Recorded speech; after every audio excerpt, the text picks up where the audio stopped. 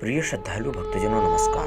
भक्तजनों, आज मैं आपको शुक्रवार को रखे जाने वाले व्रत और कथा के बारे में बताऊंगा। इसमें आप जानेंगे कि शुक्रवार के दिन संतोषी माता की पूजा आराधना किस तरह से करके उन्हें प्रसन्न कर उनकी कृपा का अधिकारी बना जा सकता है। साथ ही आप जानेंगे कि संतोषी माता की दुर्लभ कथा और कथा पढ़ने सुनने का लाभ। प्रिय श्रद्धालु भक्तजनों, शुक्रवार का दिन संतोषी माता की पूजा आराधना का विशेष दिन माना जाता है। इस दिन व्रत रखकर विधि विधान से माता की पूजा की जाती है। इस दिन व्रत रखने वाले माता के भक्त खट्टी चीजें, इमली, कच्चे आम, दही, मही या खट्टे पदार्थों से बने भोजन को भी ग्रहण नहीं करते। इस दिन पूजन के बाद माता संतोषी को गुड़ व भुने हुए चने का भोग लगाने का विधान है और उसी का प्रसाद भी बांटा जाता है। शुक्रवार का व्रत विशेषकर कुंवारी लड़कियां मनचाहे वर की कामना के लिए करती है। साथ ही अन्य विवाहित स्त्रियां भी अपनी इच्छाओं की पूर्ति के लिए शुक्रवार का व्रत रख के माता संतोषी की कृपा प्राप्त करती है। प्रिय श्रद्धालु भक्तजनों, एक पौराणिक मान्यता के अनुसार एक बुजुर्ग महिला थी। उसके 7 पुत्र थे। बुजुर्ग महिला के 7 पुत्रों में से एक पुत्र बहुत ही निकम्मा और आलसी प्रवृत्ति का था और बाकी 6 पुत्र तो बहुत ही होनहार मेहनती थे। इसलिए वह बुजुर्ग महिला हमेशा निकम्मे आलसी पुत्र को अन्य 6 भाइयों से जूठा बचा हुआ भोजन ही खिलाया करती थी। इस भेदभावपूर्ण व्यवहार से दुखी होकर उस आलसी और निकम्मे पुत्र की पत्नी ने एक बार अपने पति से कहा कि तुम्हारी माँ तुम्हारे साथ बहुत ही भेदभाव करती है और तुम्हारे अन्य भाइयों का बचा हुआ जूठा भोजन तुम्हें खिलाती है। लेकिन उसे अपनी पत्नी की बातों पर यकीन नहीं हुआ और एक दिन वास्तविकता का सच पता लगाने के लिए उस आलसी पुत्र ने सिर दर्द का बहाना बनाकर अपने घर की ही रसोई के एक कोने में चादर ओढ़कर सो गया। हमेशा की तरह उसकी माँ जब अन्य 6 भाइयों की जूठी थालियों को इकट्ठा कर उनका जो बचा हुआ भोजन था उसको एक थाली में इकट्ठा कर रही थी और उस जूठन को एकत्रित करके अपने 7वें आलसी पुत्र को भोजन के लिए उठाने लगी। भक्तजनों, अपनी माँ के इस कृत्य को देखकर उसे बहुत दुख हुआ और उसने अपनी पत्नी द्वारा जो कुछ कहा गया था वह सब उसे सच लगा। इसलिए उसने उस भोजन को नहीं किया और अब घर को छोड़कर परदेश जाने का निर्णय उसने कर लिया। उसने जाने से पहले अपनी पत्नी को सारी बातें बताई और कहा, मैं कुछ समय के लिए घर छोड़कर काम धंधे की तलाश में परदेश जा रहा हूँ। तुम अपने धर्म का पालन करते हुए संतोष पूर्वक रहना। तो उसकी पत्नी ने कहा, आप निश्चिंत होकर जाइए, हमारी चिंता बिल्कुल मत करना। राम जी के भरोसे हम भी रहेंगे और भगवान की सहायता और रक्षा अवश्य ही आप पर बरसती रहेगी। कृपा करके आप आपकी कोई निशानी मुझे देकर जरूर जाइए।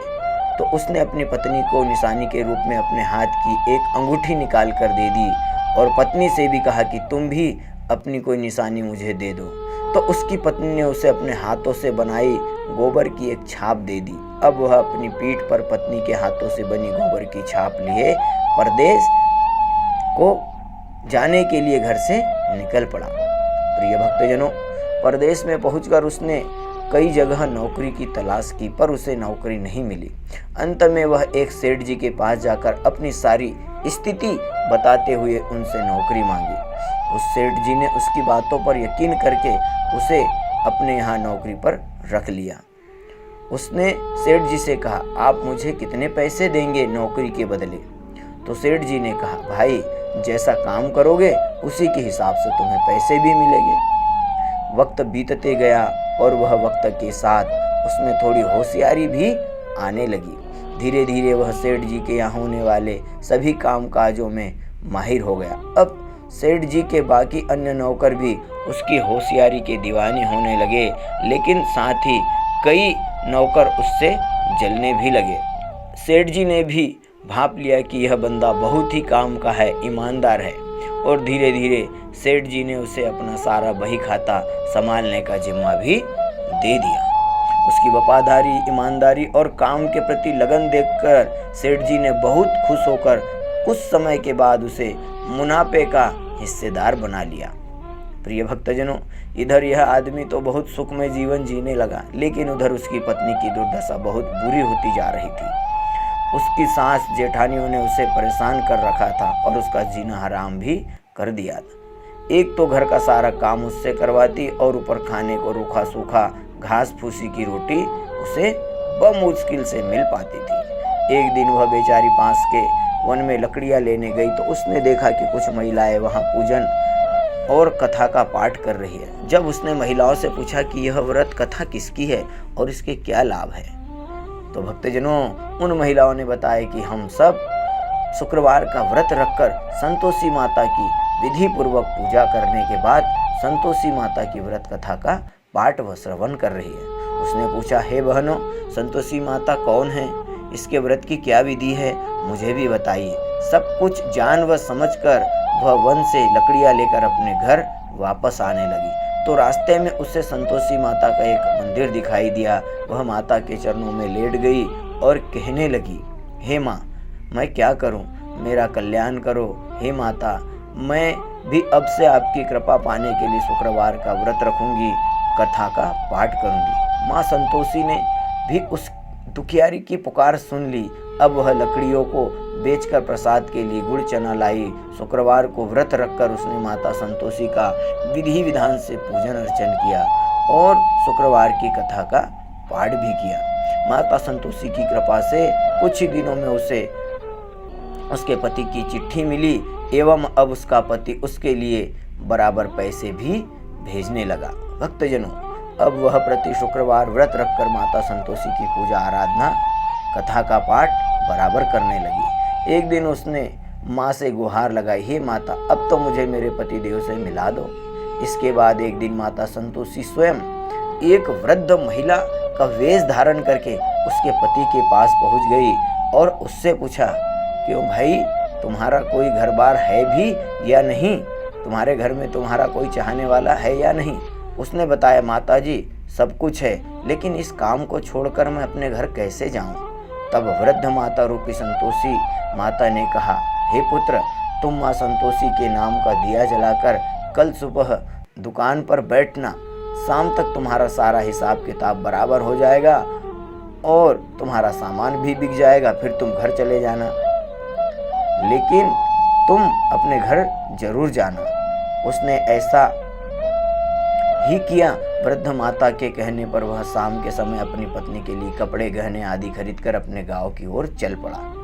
उधर उसकी पत्नी नित्य की तरह माता के मंदिर में माता से बातें करती रहती थी। हे संतोषी माता, मेरे पतिदेव कब आएंगे। माता ने कहा, हे बेटी, तुम्हारे पास जो लकड़ियां है ना, इनकी 3 गठरियां बना लो। एक गठरी को नदी के किनारे छोड़ देना और दूसरी को यह मंदिर में छोड़ देना और तीसरी को अपने घर जाकर जोर जोर से पटक कर कहना कि लो लकड़ियां और मुझे भूसे की रोटियां दो। प्रिय भक्तजनों, माता संतोषी के कहने पर उस स्त्री ने वैसा ही किया। उसके बाद जब उसका पति लौट कर आया तो नदी पार करते हुए सूखी लकड़ियां उसे दिखाई दी। सफर की थकान और भूख लगने से उसने उन्हीं लकड़ियों की आग जलाई और भोजन पकाकर खाया और उसके बाद अपने घर की ओर चल पड़ा। जब वह घर पहुंचा तो उसने सुना कि उसकी पत्नी ने लकड़ियों का गट्ठर आंगन में पटकते हुए कहा, लो सासू जी, लकड़ियों का यह गट्ठर लो और मुझे सूखी भूसे की रोटियां खाने के लिए दो। पति ने जब पत्नी के ऐसे स्वर सुने तो उसे अपनी पत्नी की हालत देखकर बहुत दुख हुआ। उसे अपनी माँ का यह व्यवहार अच्छा नहीं लगा और उसने माँ से कहा कि मुझे अपने दूसरे घर की चाबी दे दो, अब मैं अपनी पत्नी के साथ अलग ही रहूँगा और दोनों सुखपूर्वक रहने लगे। भक्तजनों, इसके बाद वे दोनों ही शुक्रवार का व्रत रखकर विधि पूर्वक माता संतोषी की पूजा उपासना करने लगी। एक बार उन्होंने शुक्रवार को माता का उद्यापन रखा, जिसके लिए अपनी जेठानी के बच्चों को भोजन के लिए घर पर बुलाया, लेकिन उसकी चालाक जेठानी ने बच्चों को पूरी तरह सिखाकर भेजा था कि तुम भोजन में खटाई ही मांगना। अब बच्चे भोजन के बाद खटाई के लिए जिद करने लगे तो उसने मना करते हुए माता का प्रसाद गुड़ चना और कुछ पैसे दे दिए। बच्चों ने बाहर जाकर उन पैसों से कुछ खट्टे चीजें खरीदकर खा भी ली। इस प्रकार व्रत का उद्यापन पूरा नहीं हो पाया, जिसके कारण संतोषी माता रुष्ट हो गई। उसके पति को किसी कारण से राजा के सैनिक पकड़कर ले गए और जेल में डाल दिया। जेठानी फिर ताने मारने लगी, लोगों को लूट लूट कर धन इकट्ठा कर लिया, अब जेल में सड़ना पड़ेगा। उससे यह सब कुछ सहन नहीं हुआ और वह माता संतोषी के चरणों में बैठकर कहने लगी, हे माँ, तुम मुझे और मेरे पति को किस बात की सजा दे रही हो? माता कहने लगी, बेटी, तूने उद्यापन पूरा नहीं किया है, इस वजह से तुम्हें यह सब कष्ट सहना पड़ रहा है। प्रिय भक्तजनों, माता के कहने पर उसने दोबारा उद्यापन किया। इस बार कोई गलती नहीं की। माता की कृपा से उसका पति सकुशल जेल से वापस आ गया और दोनों ने एक साथ फिर उद्यापन किया। इस बार उन्होंने योग्य ब्राह्मणों के बच्चों को भोजन कराने के बाद पैसे के स्थान पर फल दिए। इस तरह इस बार उनका व्रत सफल हुआ। फलस्वरूप माता संतोषी की कृपा से उनके घर एक सुंदर पुत्र का जन्म हुआ और जीवन के अंतिम समय तक उन्होंने माता की कृपा से सुखपूर्वक जीवन जिया।